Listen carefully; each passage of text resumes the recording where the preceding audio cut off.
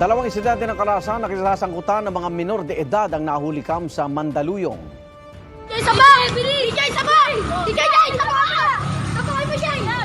Nakuna ng video ang sakitan ng dalawang babaeng minor de edad na yan sa isang kalsada sa Barangay Addition Hills. Natigil lang ang away na makialam ang mga motoristang dumadaan.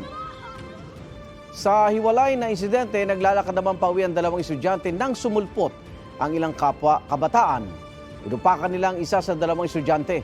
Agad tumakas ang mga suspect. Dahil sa mga ganitong insidente, pinalakas na raw ng Barangay Addition Hills ang panghuli sa mga kabataang lumalabag sa curfew.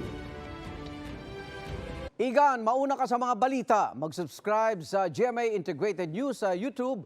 Sa mga kapuso abroad, subaybayan nyo kami sa GMA Pinoy TV at sa www.gmanews.tv.